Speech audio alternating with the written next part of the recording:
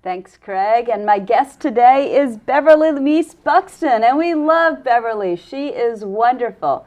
She is the president of Mease-Buxton Associates. Welcome, Beverly. Thank you, Pia. Thank you so much. Such a great handshake, too. Well, Everybody has to come out there and meet you and shake your hand. That's right. That's right. Tell me, what is Mease-Buxton Associates? We are a training and consulting firm, have been in business for over 20 years, and especially focus on developing leaders in the area of communication skills. It may be oral communications in terms of delivering a briefing, but more to the point, also it is interpersonal communications, helping people communicate with honesty and compassion at the same time. And what's changed over the years? That's a great question. It's very interesting. I'm noticing that participants are much more sophisticated. They're much more knowledgeable. Because I think of the web and the technology, they have a lot more information at their disposal. They have higher expectations of me as a trainer, and they have higher expectations of their supervisors and managers. Wow, that sounds great. But you can handle it. Absolutely. I know you can. Absolutely. And what about the future? The future. I always like to tell people in class, one of my favorite quotes from Heraclitus is, the only thing that is constant is change. And where I used to be able to plan a number of years out, I can't do that now as much, but what I am always cognizant of are the changing trends. Increased globalization, increased diversity, people doing more with less, and of course a faster pace. And one of the things I find people tell me frequently in sessions is that virtual communication is a challenge. So building trust in virtual communication is always something that's key.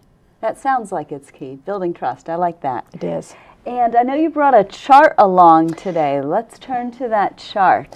Thank you. I wanted to share my most recent model. I've developed this because I think it capsulizes the essence of the communication process in terms of the strategies that we teach. First, the C, there are 4 letters, C-A-R-E, and the C stands for creating that atmosphere of comfort so that the person feels comfortable enough to trust you and they know why you're going to be talking with them and that it's in a setting and at a time that's appropriate. The A is assume that the other person wants a positive relationship. I don't think anybody wakes up in the morning and says, I'm going to be a horrible employee today or a horrible manager today. I just don't think that happens. So I think it's really important we assume positive intent. Our perspective of the person is important. May I try a little experiment with you very quickly? Sure, please. I trust you. Sure. All right, thank you. I want you to imagine that I have a beautiful painting. It's been valued at the millions of dollars, painted by a very famous artist, and the colors are so exquisite you want to weep. What would you recommend I do with this?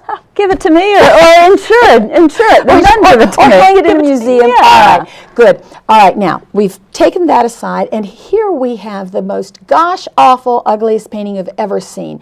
The colors, you can even see, they're dull. You can see the matte through the painting. It's torn, as you see, on the edges, and it even smells bad. Oh. What would you say I do with this? Throw it away.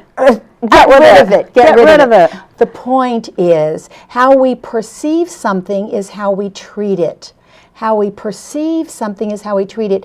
So going back to the model, how we perceive a person is how we treat them. So if we assume positive intent, assume they want that positive relationship, we will treat them much better in our conversation with them. Very interesting. And then, of course, the R, relate to the other person by describing a shared goal, whether it's to improve customer service or to improve their performance, a shared value, supervisor and manager or employee to manager.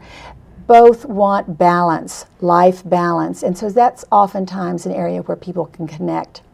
And then that E is explaining your perspective, doing it in a way where you are open to listening and also assertive in saying what you need to say, kind of telling your truth as you see it.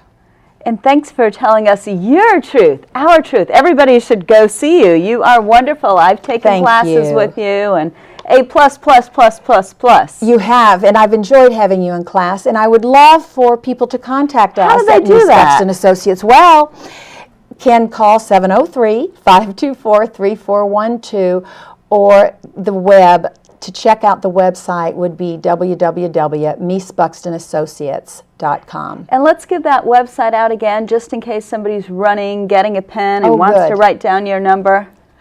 www.mease-buxton, B-U-X-T-O-N, associates.com. Wonderful. Thank you so much for coming on. Thank you so much, Pia. You have so much to offer and so much to give. I appreciate it. And please, check her out on the web. She is absolutely fantastic and great. Now, back to the desk.